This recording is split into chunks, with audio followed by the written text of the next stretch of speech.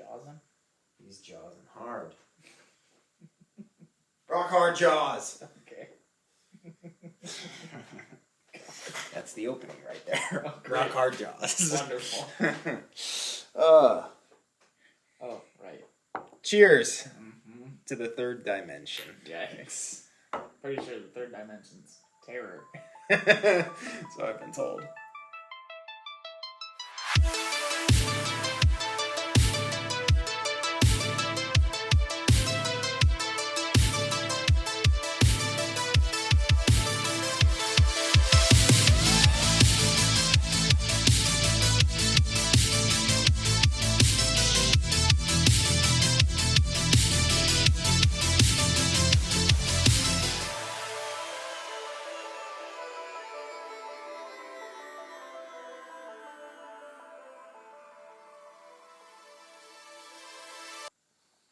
Oh, God. Ooh, baby. That's the real deal right there. Oh, I get that. Ooh. That's in my nose. Delicious. Well, welcome back to the Jony Jawscast. I am your host, Johnny Maresca. With me is my co-host and best buddy, Brian Calvert. Heyo. I don't like that. I want to start that over. Scrap it. We're gonna start from the top. No, not that. Hello there. We just finished Obi-Wan Kenobi. It's just Obi-Wan, right? No, it's the whole thing. Is it Obi-Wan Kenobi? Yeah, it's the whole thing.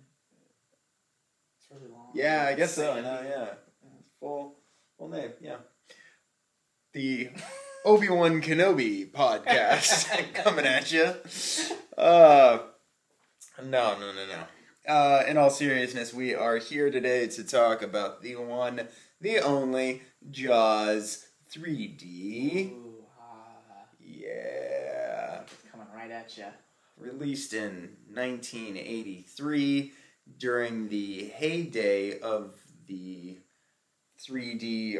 Maybe not the heyday. Maybe like the resurgence, because I think it was like back in the 1950s or 60s. They did a lot of gimmicky stuff like 3D and smell-o-vision and. That sounds cool. Yeah, they shoot smells out at you. And No, that sounds less cool, actually. they'd make like the chairs, like they'd have like little zappers in the chairs or little things that would pop out of the back of the chairs and like zap you for like bug horror movies and shit like that. I hate that. Yeah, That it's not sounds fun. terrible. But during the 80s, probably early to mid 80s, I think by the late 80s it had faded out, but you had Friday the 13th 3D. Okay. You had Jaws 3D, and what's it? There's at least another handful of ones that I unfortunately Spy Kids 3D. Right, that was a big 80s hit. Mm-hmm. Sylvester Stallone was in that. Sylvester Stallone was in that movie. Ooh. Dennis Quaid was in Jaws 3D. You're not wrong. I think he looks back on that movie fondly. Hopefully more than Michael Caine. We're not starting with this. There's not. I need more alcohol if we're gonna go down the Hoagie hate fest. No, this one's about, what was it, Fitzroyce? With a capital R. Fitzroyce Fuckfest. 2022. Good Lord. This is already off to a great start. Rolls off the tongue.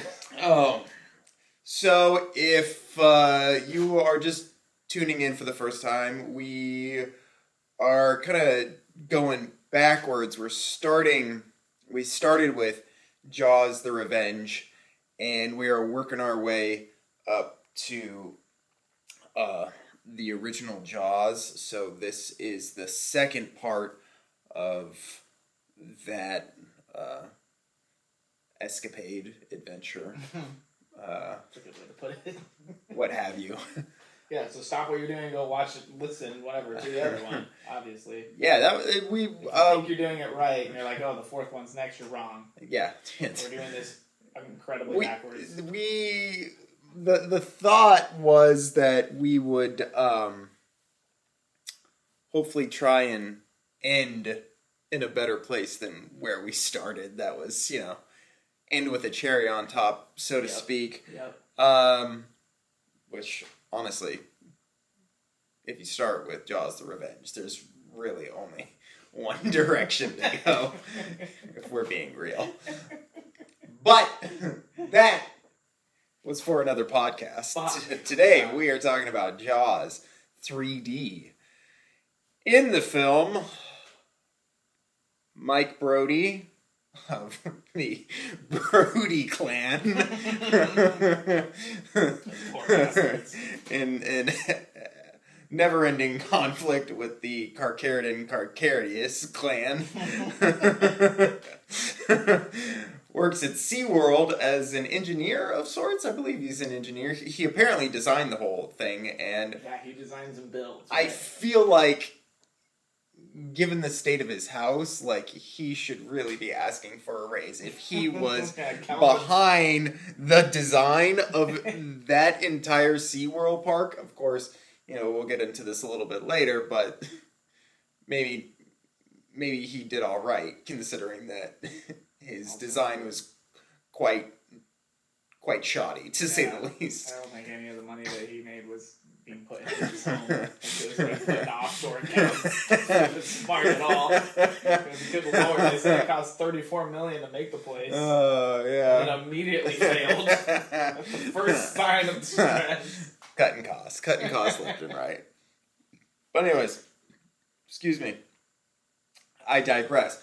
Mike Brody works at SeaWorld. He's got a girlfriend there whose name already escapes me. Catherine.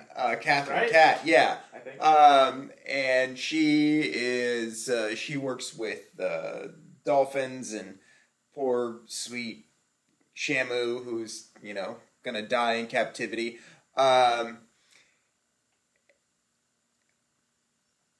That's another podcast right there.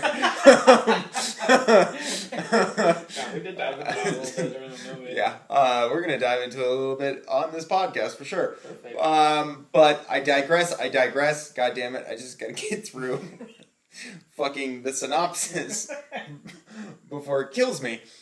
And of course, if there is a Brody on the water, great white sharks will follow. Sean shows up wearing a cowboy hat and cowboy boots. Not really sure where he was coming from. Colorado. I know he was Colorado. He was going to school in Colorado. Yeah. Okay. Surprised it wasn't Arizona. Just saying. Given Texas. his storyline. Yeah. And there's baby sharks. There's mama sharks. There's fucking British oceanographers that may be in some sort of secret love, pact that they're not telling anyone, because that one guy. The one was Australian, wasn't he? The other one was. I actually don't know. I think they're both. Fitzroyce I'm pretty sure he's British, right? And the other guy kept on calling him Governor. Governor. Yeah. That's definitely not Australian. That's true, huh? Yeah. Maybe not. I don't know. Who knows? He was wearing that cabbie hat thing too. Yeah. Anyways, they work at SeaWorld. Yeah. Great white sharks get into SeaWorld. Havoc ensues. Not enough people get eaten.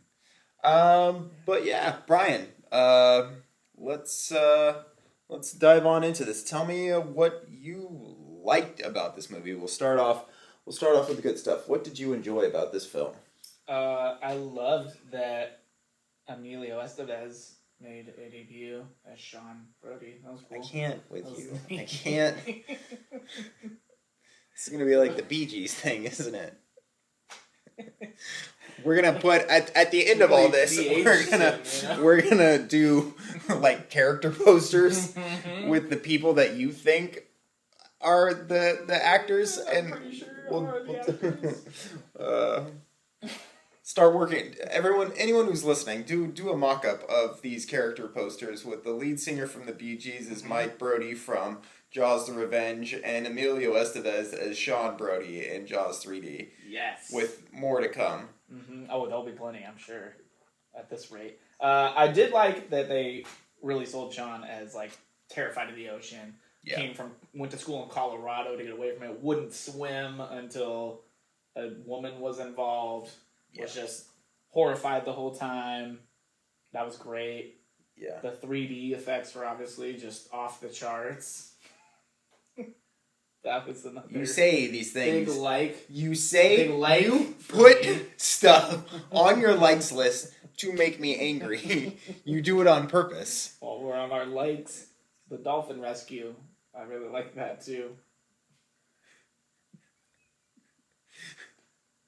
Also, the shark footage is pretty cool.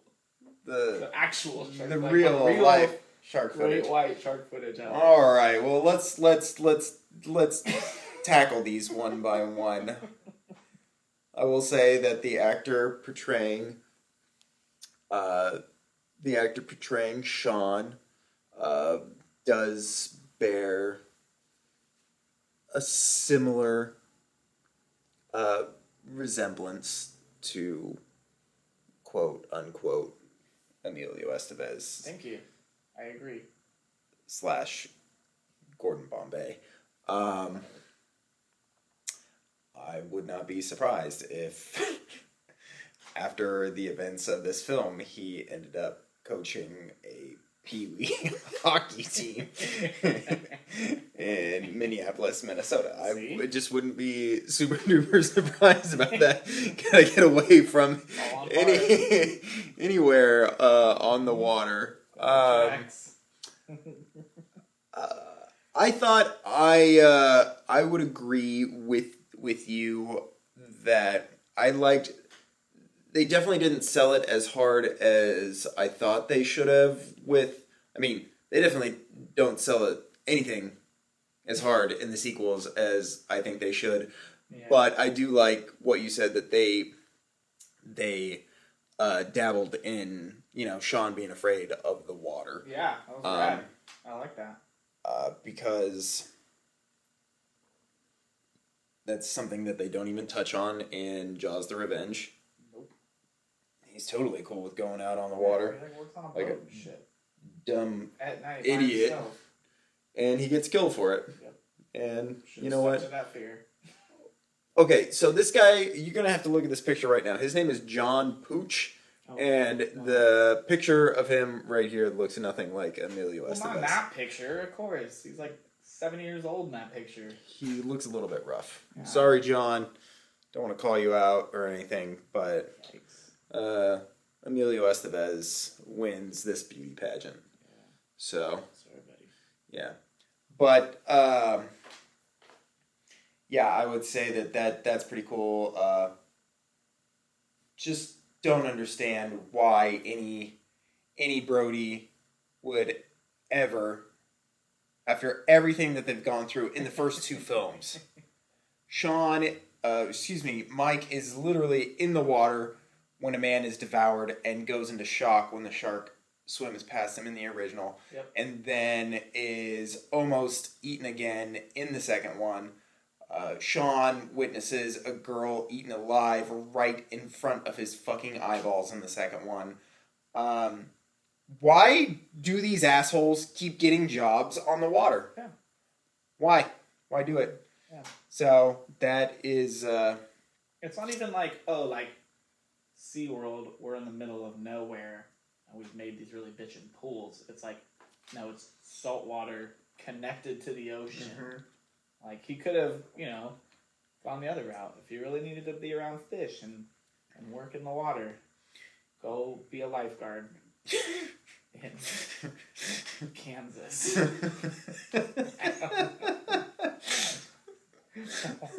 Why do you have to be the guy that... Mike Brody, Kansas lifeguard. That's probably a pretty solid reputation. You'd be fine. Do well for the himself. only fucking I can't imagine lifeguard he'd be getting paid less. in Kansas. Yeah, I hear Mandalay Bay is hiring. Go work at the See? aquarium there. Like, I don't Exactly. know. Fuck. Yeah, but I did like that Sean pretty much wants nothing to do with water, only goes out to visit his brother, who, of course, is working on the ocean, because why the fuck not? Yeah. Um, why did you like the 3D effects? You weren't even wearing 3D glasses, so I want a genuine answer if this is going to be on your likes list. Otherwise, I know you're doing it just to get a rise out of me. I like the way they put the effort into it. The You're- development. You're a son of a bitch. You know that? They took the third dimension to a new level in cinema. The head floating by, the arm floating by. Very quickly. It's like the eel was coming right at me. Honestly, like a lot of things were coming right at me. Was it a so bad it's good thing? Like that it made you laugh and that you had fun with it. That and the cinematography. Ladies and gentlemen, you are witnesses. He is provoking me intentionally, trying to get me to hurt him, and it just might work. Next. What else was on your fucking likes list? The dolphin rescue. The one where fucking cat gets left behind. Well, yeah, that one. And then the dolphin circles back somehow And appears out of nowhere. Even though the shark's like right next to her. That one, yeah. Yep, big fan. That was with the 10-foot shark too. That was the baby. No. Wasn't it? No. Yeah. That was the big one? No, that was the baby.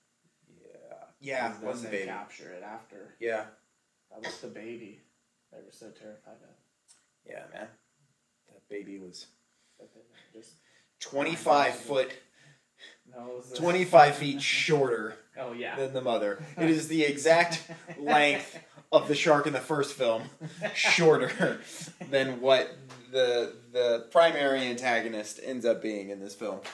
Yeah, that one was huge. It was kind of ridiculous. And splicing in the real life shark footage.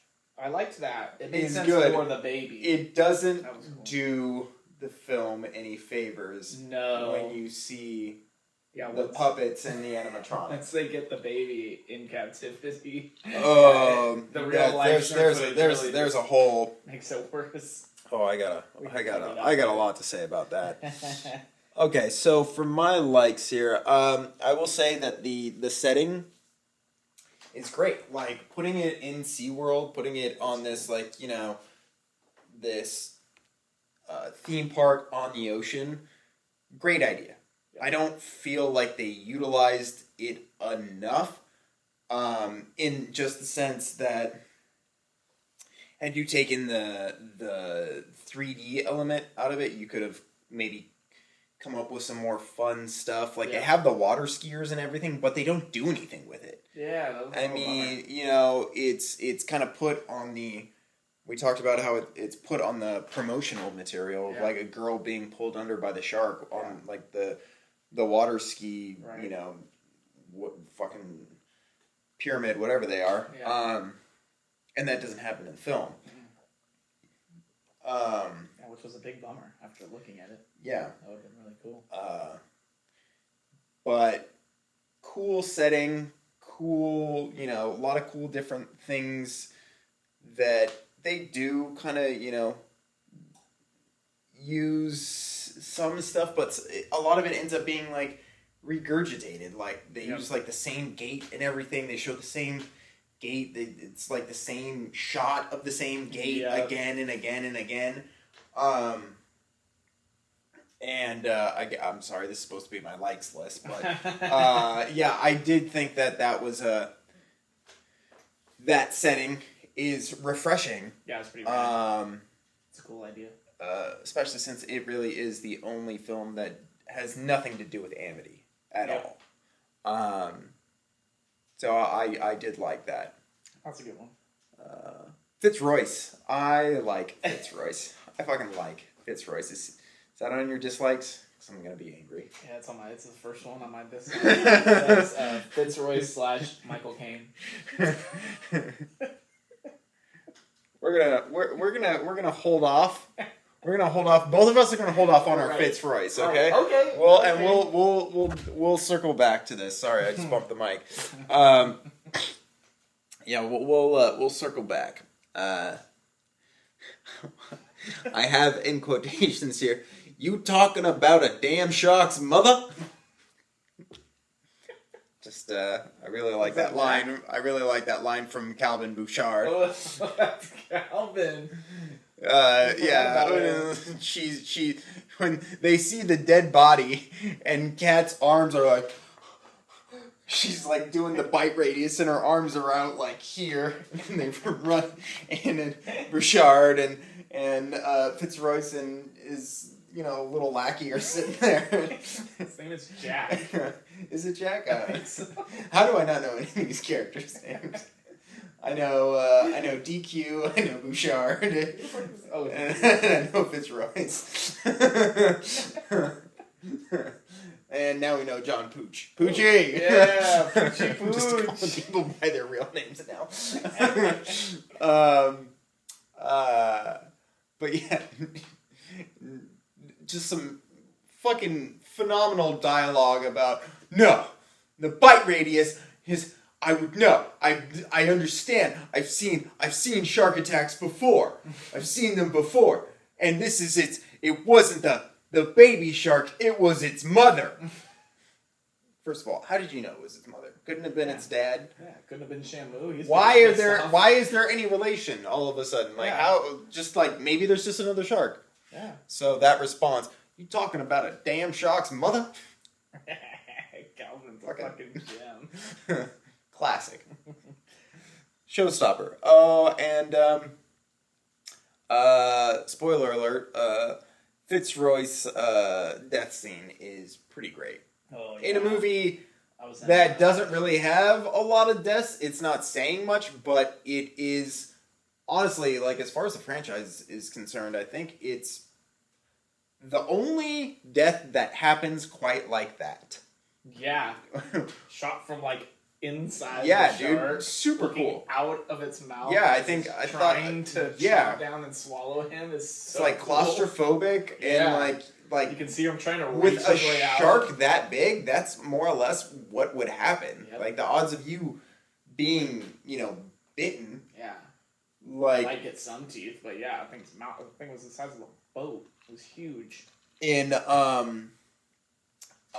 Steve Alton's books, like the Meg novels about the megalodon. Oh, yeah. And, I mean, the sharks in that are like double Oh, the size of the shark in Jaws 3D. Even know it had teeth. And there are moments where like it talks like it says about like how a person is like shredded by the teeth, and I've always like was like, what? The mouth is bigger than this pool table here. Like it would just be swallowed, man. Are you kidding me? You would not feel anything. You would just see darkness and then. Unless that thing's like filter feeding. Yeah. And doesn't know you're there. Yeah, I think dude. that's when you feel its teeth. Yeah.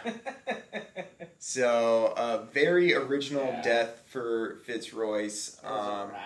A fitting death for a very divisive character. Okay. Annoying. You have a very small likes list. Yeah, that was Surprise. That was it. That was Damn. and I mean, Mine's pretty short. to be fair, we That's about the same. I'm not gonna be spoiling anything, but I do enjoy this movie. It is fun. Honestly, now in retrospect, I'm trying to see which movie I enjoy more. I've been kind of between this and The Revenge. Yeah. We should have watched it with 3D glasses. I think the 3D would have been on your likes list had we done it right. I actually tried to find some. Oh, man. I don't think it would have done anything. Next time. What do you mean it wouldn't have done? We don't have a 3D TV. Oh, my God. Do you need it? Kind of. All right.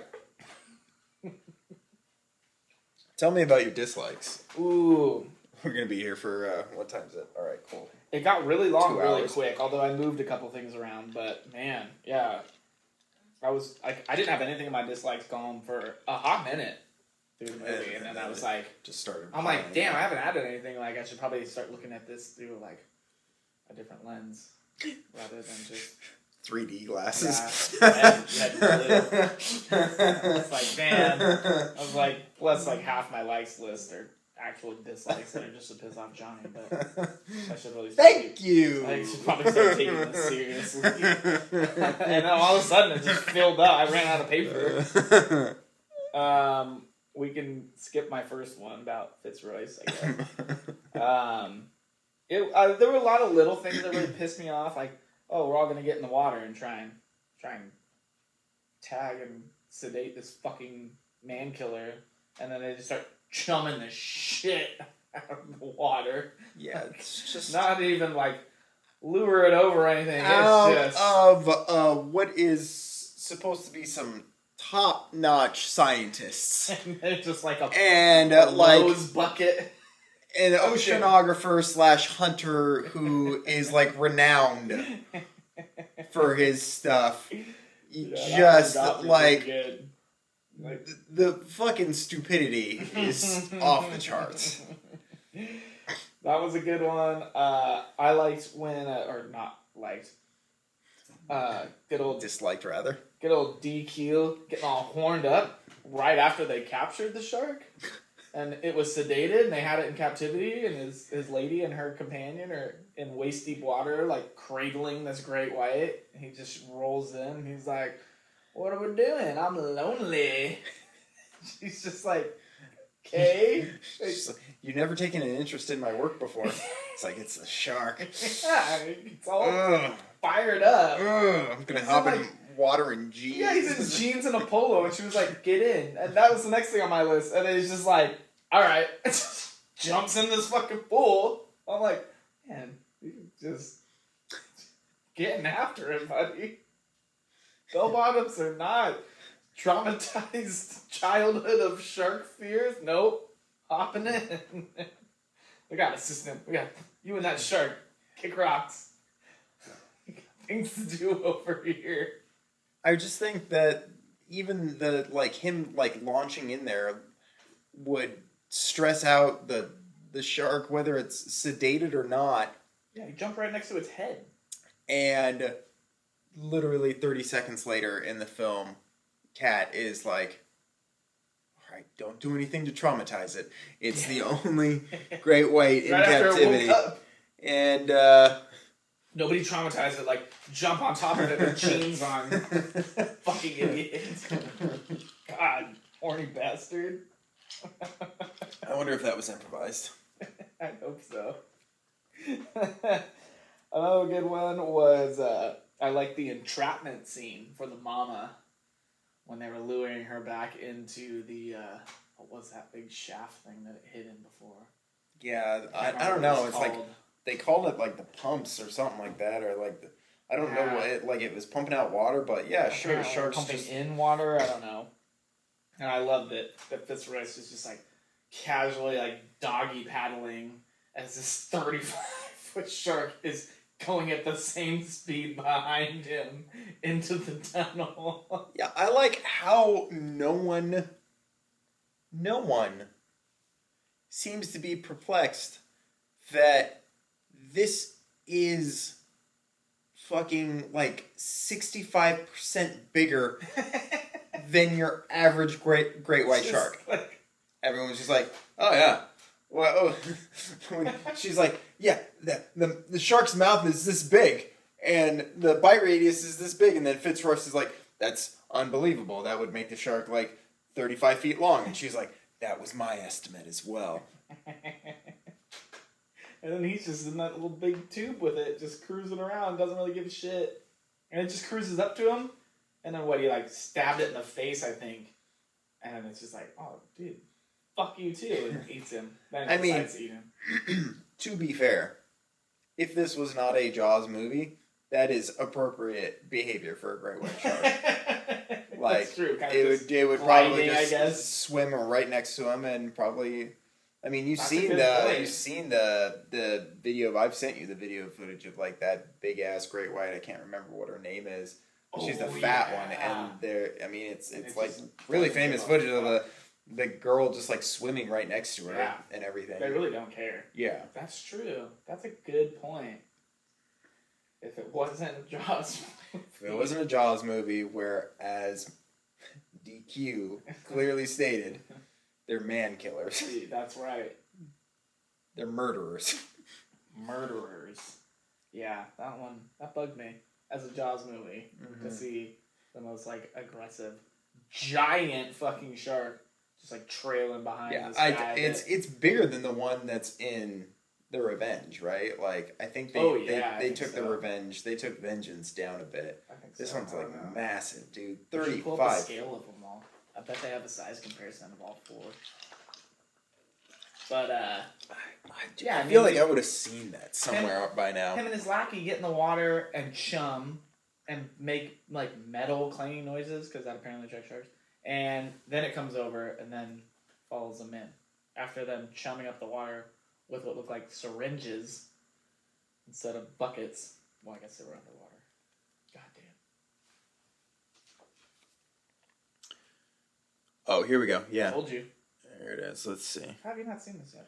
I have seen it. Oh, you called it. Yeah. Jaws 3 is huge. Yeah. So. Huge. Why are there two different ones for Jaws? It's frustrating. The novel. That's why. So you have Jaws, the novel. Oh, that's cool. Where the shark is very much what a great white shark, or probably a big great white shark would be, about 20, the one you're talking about. 20 feet long. Okay. And then you have, and I'll post a link to this in the description so you guys can check this out. And then you have the 25-foot shark that we see in the film. Jaws 2, they bump it up to 30 feet, which is what it also is in the novel.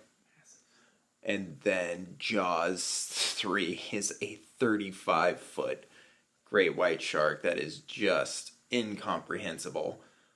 You are dealing with Megalodon at that point. And then it looks like the shark in The Revenge is 28 feet long, so they dial it back substantially. Yeah, wow. So, but that's a good call, Brian. Yeah, that's pretty cool to see that. That's neat. Played out. What else you got for me? My last one that is on my dislikes list is the access hatch in the control room. Oh, I also have that. Yeah, I think you wrote that one down too. I saw you. I was just like, it just doesn't. It's just so frustrating. I mean, don't get me wrong. Kind of maybe with the fictitious way that this SeaWorld park is set up, you can kind of make the argument for it. That's true. But in any real world scenario, why would you have an underwater, a hatch to, the open ocean connected to your control room where you run your entire park from? Well, yeah. Where it can easily be flooded if pressure and air to the underwater thing, too. Yeah. Like the tubes where everyone was. Yeah, it just doesn't. It's all in that room. Doesn't seem. But then again, fucking Mike Brody. Engineer extraordinaire. Engineer extraordinaire. Took the words out of my mouth, pal. It's just any design flaw, I'm just gonna attribute it to DQ. There are a lot. There are a lot. Fucking chaining a fence. Oh man, was that on there? I wrote that down. Oh, it's my random thoughts column. That's probably why. Yeah, that was the first kill. Yeah. And I noted it to locking the gate like an underwater construction site. Yeah. The Not poor wrong. guy didn't stand a chance. He didn't even go down there with air. Not wrong. No. He was in his little booty shorts and a mask and some flippers. I mean... And a chain with a padlock, apparently. Also, like, how long does it take to chain the chain? He was down there for a minute. He was down there for a while. Like, he even checked it. Yeah. And was still hanging out. And, like, looked over his shoulder all scared, like, at least twice. Dude, if you're that freaked out in the water, you know what you do? Because I've been that freaked out in the water. You get the fuck out of the water. Yeah. Like, if you're that, like, spooked, you get the fuck out. Yeah. Well, poor fucking...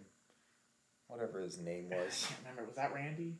No, it wasn't Randy. It was, Now I can't remember either. He was in the intro, too, when they're practicing their... It's something... Oh, stunts. Shelby. That's what it is. Shelby Overman. Overman! Shelby. R.I.P. Tannest dude in the movie, by far. Oh, yeah, dude. He's up there flexing for the ladies in his little booty shorts. God. They were. That should have been on the likes list. Some good booty shorts right there. Overman's booty shorts. Add that to your likes list. For the notes. Fuck, we gotta start over.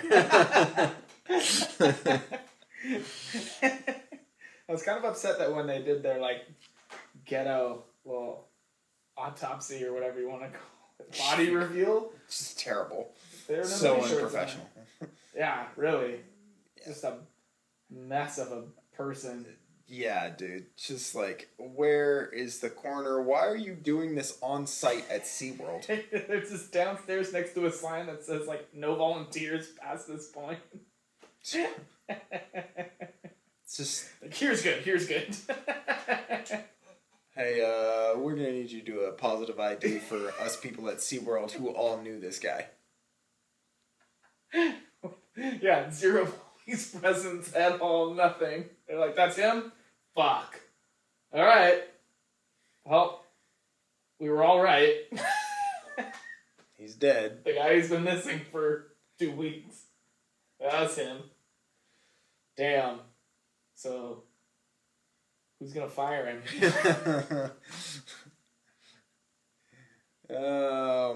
Mike.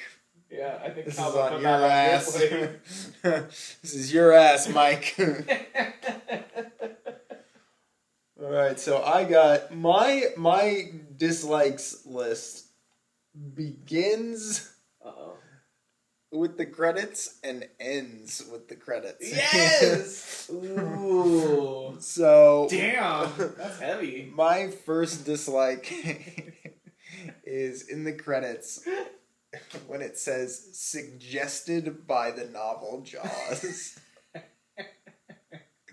I thought it was gonna be that they were all in 3D. That definitely bothered me too, especially when you're trying to like see what's actually happening on the film, and you have like just this giant font that is supposedly launching out at you, and it's just getting in the way of seeing fucking Shelby's booty shorts. That's right. Yeah, that pissed me off. I just didn't realize it yet. This idea where it says, you know, suggested by the novel Jaws. Like, it's just a weird way of putting it. Mm-hmm. It's like the novel itself made this. In walks a book to fucking Sid Sheinberg's office. Just like, hey Sid, I've been thinking, what about more stories about me? I like that it's Calvin in this scenario. The book. Hey, Governor. Voiced by Calvin Bouchard. Yep. We are going on some fucking tangents tonight. But, also, nowhere in the novel is anything like this ever. You finished the book, right? I did, recently. Did you read the last page where it suggests a third film should be made revolving around SeaWorld that has a gate issue to the open ocean? You didn't catch Also, that little... you're gonna want to make the shark bigger. Yeah. Bigger! Much bigger. Triple it. No, it's not a megalodon. Are you Modern sure? day great white. It's just fucking huge. Also, pumping out babies. Left to right. The end. So you didn't read that part. Yeah, no, that I missed that. You gave me the bug. I did. I told you there's a whole There's a whole chunk of stuff in the back of yours that wasn't in mine. There's like special features and shit. Really? So I'll lend it to you. yeah, thanks, pal. That wasn't my favorite. The depressed orcas right out the gate with their fucking I called it too. yeah, you did. You were right. They're what is it? Their dorsal fin lurched over, curled over. Yeah, when that was Shamu. They fucking name dropped that one. Yeah. Yeah, it's when their dorsal fin is curved over like that. They're like weak. They're like, incapacitated. For lack of a better word. So like it's them just kind of being like. I just heard that somewhere recently Yeah. too. So as soon as that first opening shot with Shamu, I was like, oh. I feel like you see that in Free Willy a lot too, which kind of bums me out.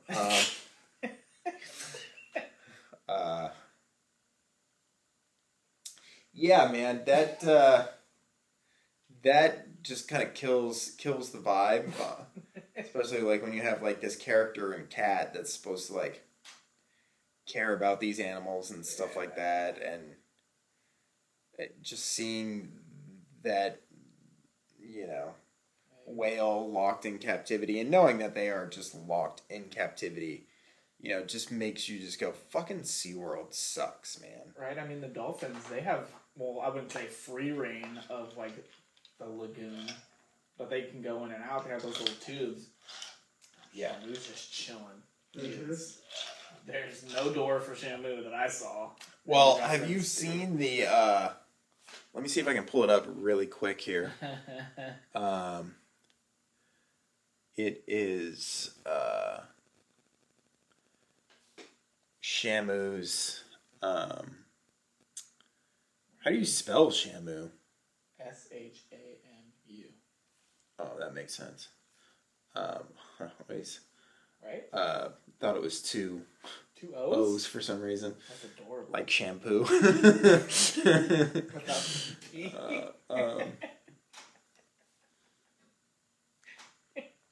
I wish it was spelled that way. It's like his habitat. Kill scene. Shamu's revenge. Don't worry about how my childlike brain. Oh yeah, this is what it is. So you have this is the entire parking lot that is probably quadruple the size of what Shamu's living space is. Or let's see. Well, one of that's the living space. One of that is probably let's see. Performing area. Cramped conditions. And activities like are given more space. Oh, so this, I think the blue, the yellow is that's the park. Its boating lake is in red, and the blue is the orca. Like so tiny. Yeah. It's like a 16th of the parking lot. Yeah, you could fit like, I don't know, like 30 or 40 of those right in that parking lot. That's insane. Look at that dorsal fin. There's that dorsal fin curved over. Like, dude, I don't even know. Back in. Jesus. I don't even know like how that is still like a thing after all the documentaries and all the work that's been done on it. Horrible. Anyways, fuck SeaWorld. And that is fuck 'em. That's my my stand. Yeah, that's a good hot take. Fuck SeaWorld. Thank you.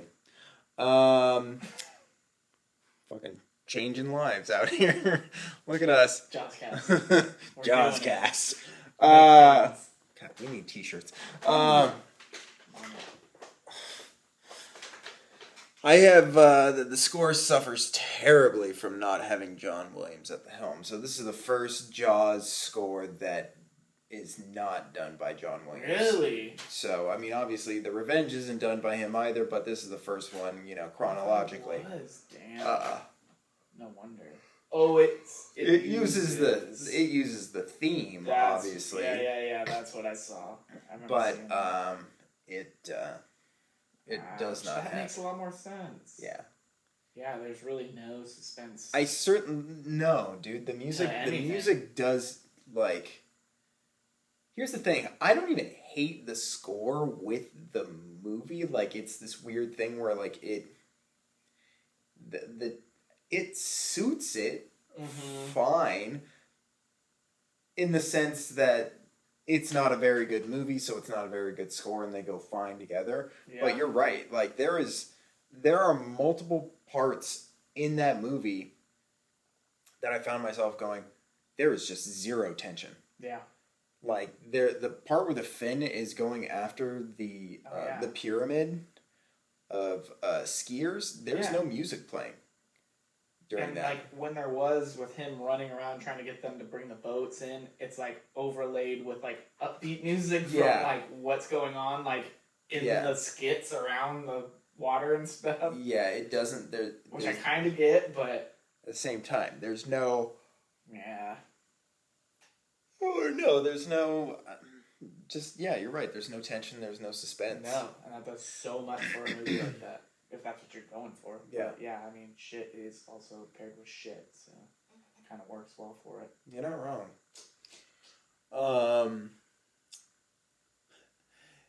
Backwards swimming sharks. Yes! I was waiting for you to bring it up. All throughout this movie. With the juvenile and the... Oh, they both do it. Yeah, they both do it. Well, you remember the first attack scene where right before the dolphin chase, like when the shark first comes and like launches at the boat or whatever underwater, where that's right. The like fake shark like comes and like launches at it. Yeah. And like gets its nose like chipped in the wood or whatever, and then like it immediately backs out just as fast as it launched in, which is like a fucking rocket, so makes no sense. And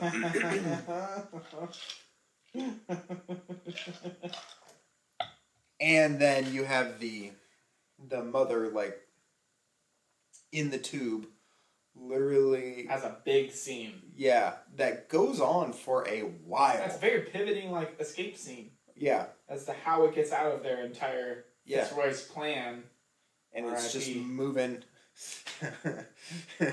It's literally moving backwards, which sharks physically cannot do. Yeah. They would flip and turn and do all sorts of other things before that. Not before, like they just can't do it. They can't swim backwards. Nope. So that's a big thing. Like when you're watching that, and again when it's a big like action sequence, like when you first meet the juvenile and it does kind of like launch out of nowhere, like I'm a little bit more forgiving of that. Yeah. It's still pretty fucking ridiculous, but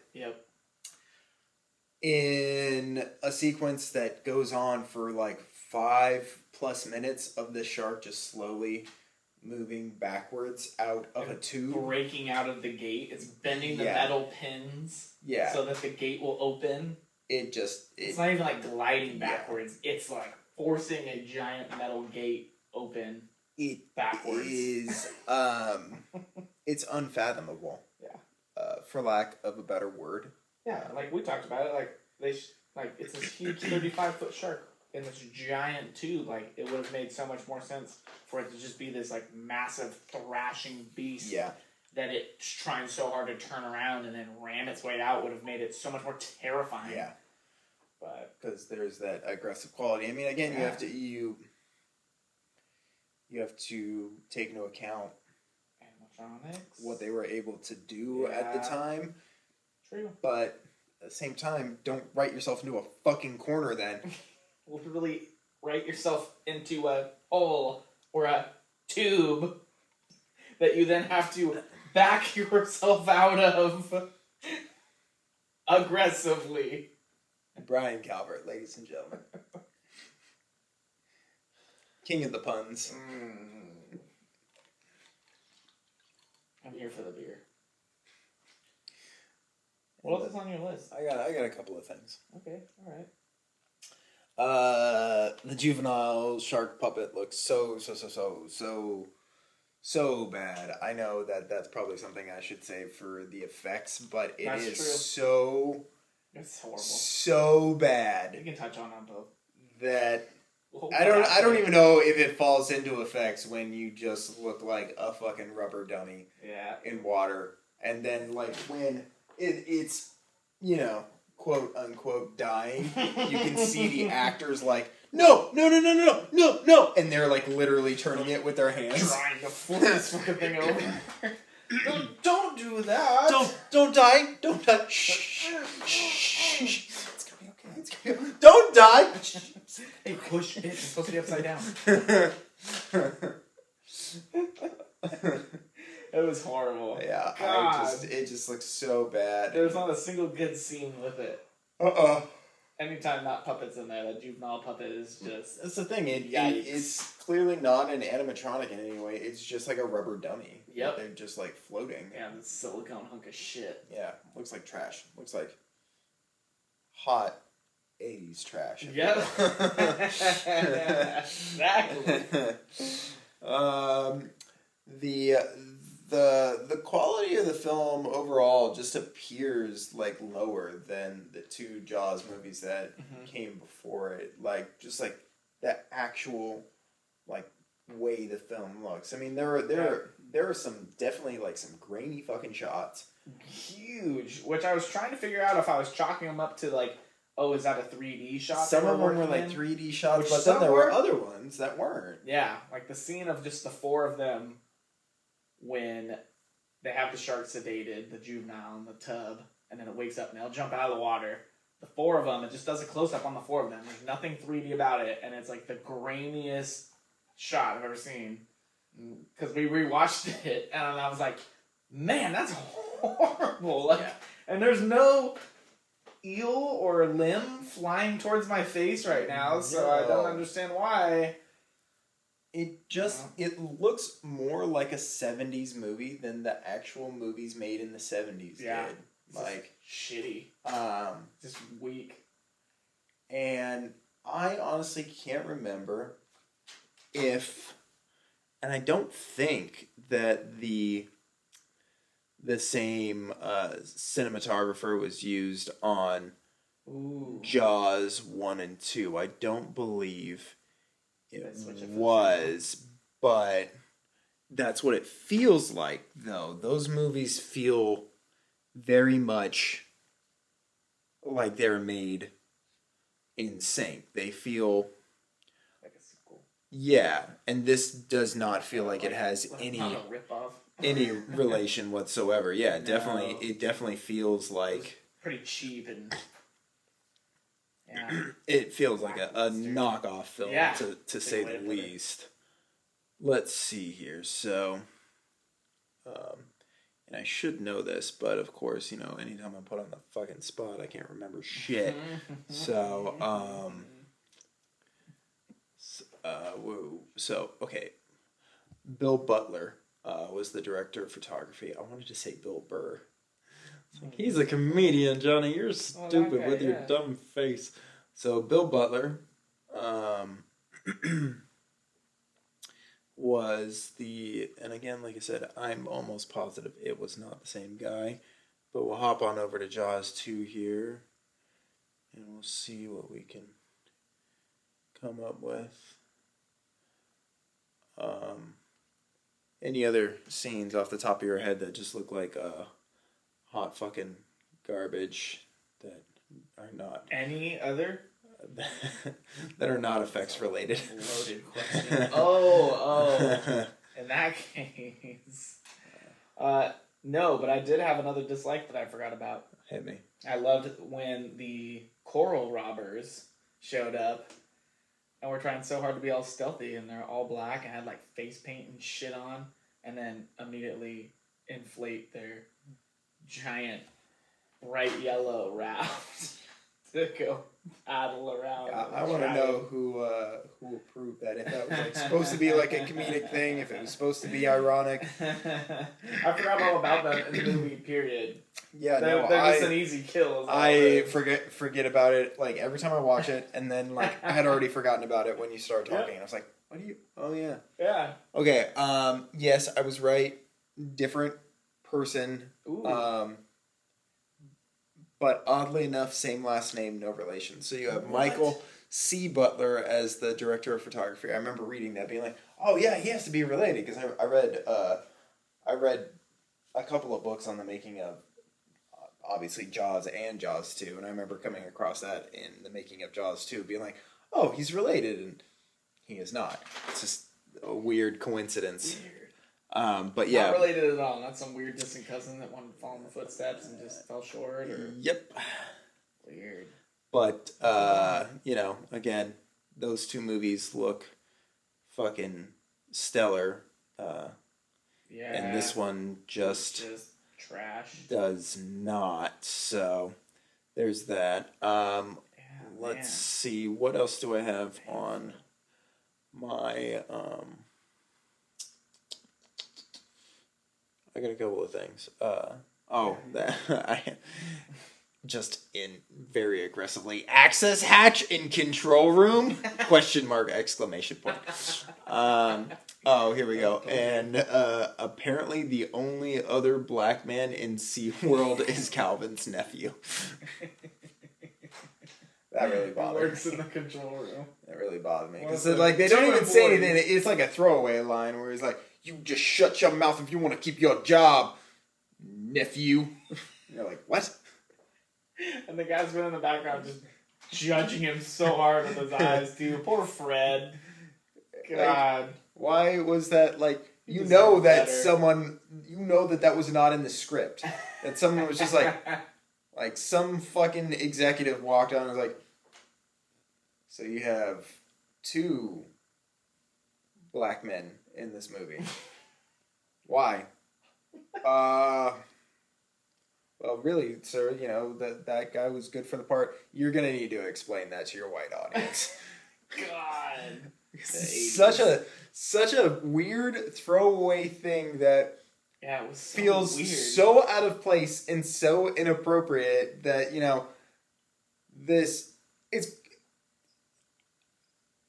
have this man who's running the park and he's got fucking style. That's but true. He's a douchebag. I love Calvin. And I don't doubt that he wouldn't, hire his fucking nephew because, like, he loves his sister, obviously. And her nephew or her son, Fred, is, just like kind of like a dropout and he needs a job. So, obviously, Calvin, loving his sister, was like, yeah, I'll give him a job. Shit. Put him in the control. But you didn't establish any of that. And it's a throwaway line at the end of the movie that makes it feel so superfluous to anything else that's going on. And it makes me wonder, is nephew like slang for something that we don't know about? Yeah, that's how I felt. As soon as he delivered that line, we were both like, wait, what the fuck did he say? And that's how I felt about it. I'm like, man, did I miss something? Like, has he already called him that before? Like, yeah. I feel like this is the first time we're actually even seeing this guy in the fucking movie. He's been in the background for a couple of stuff, but yeah, it's a very weird thing. Yeah. Felt unnecessary. Definitely just feels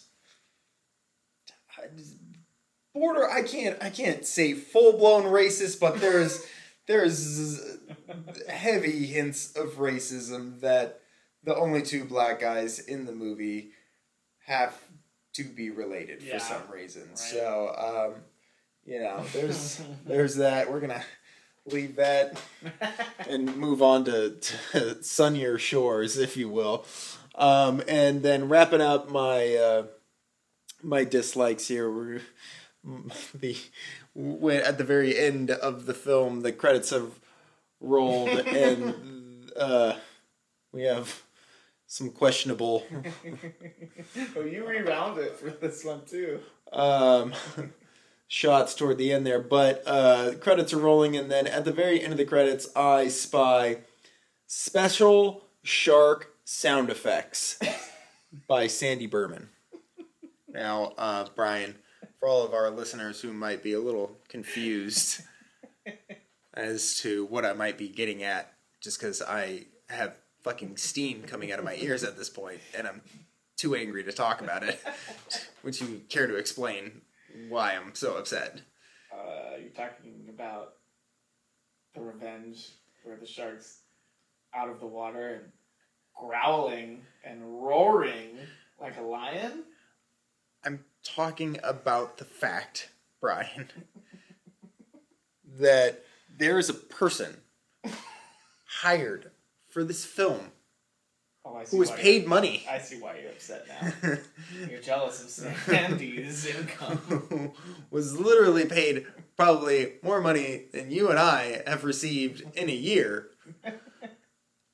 I hope to make sound effects for sharks that have no vocal cords.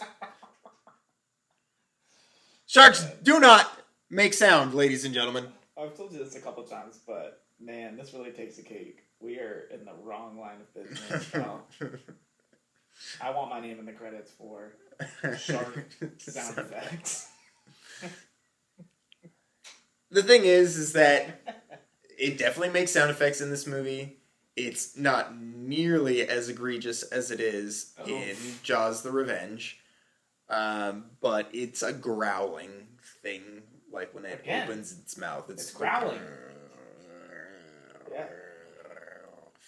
More or less. More. It sounded like Asher, but I'll take it. Who is a shark. Also, yeah, that's right. Always walking around with his mouth open trying to bite shit. Alright, so we are getting close to our... We have already surpassed our first hour. My, how time flies. Jesus. So this is going to kind of be the end of our first episode, and then we're going to dive into the second part, which will be a second episode, and depending on how that goes, quite possibly a third part for a third episode, just so we don't end up producing a 3-hour podcast. Yeah. But before we do that, let's just wrap this up with our random thoughts, if you have any of those left over. I do. I had 2 that I haven't touched on yet. Hit me. The top one, Dennis Quaid, baby. Second one, Shamu, baby. Third one, Governor. I dig it. Those are the only 3 I haven't touched on yet. I don't even want to dive into any more than that, because I just feel like all 3 of those could be t-shirts, just the way they are. So I screw up a good thing. I have one random thought. 2 beers. Brian, you were a bartender. If someone walked up to you and asked you for 2 beers, you would respond with? I don't know. I've been out of the game. God, you put me on the spot. If I asked you for 2 beers, what would you say to me? What kind? There it is. Oh. It's my biggest pet peeve. If you guys go to make a movie, if any of you go to make a movie, do not make this mistake. It's so fucking annoying. No one does this. No one walks up to a bar and says, "Give me a beer," and the bartender just happily goes about and gives you a beer. That is not the way it works, folks. You go up to a bar and you ask for a certain type of beer. Now, if you are a screenwriter and you are worried about fucking having to deal with rights issues and this, that, or the other, just make up a name. Yeah. You know, give me 2 Fitzroyces. There you go. Order a couple Bahama Mamas. Easy. Rolls right off the tongue. Give me 2... Bahama Mamas. Give me 2... Say it. Give me 2 hoagies. Isn't that like a food? Yeah. Cheesesteak hoagies? What are you asking for? That's what you're gonna get, probably. The bartender's like, alright, it'll be a minute, but I'll get it for you. I got you. Sure you don't want just a beer?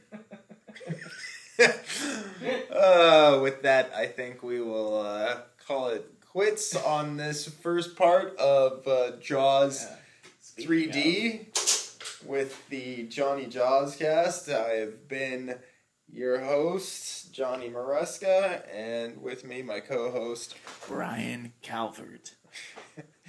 What did you do before? How did you start it? What was the sound that you made where you're like, Ayo. I said I wanted to redo it. We might not be coming back from this. Fuck!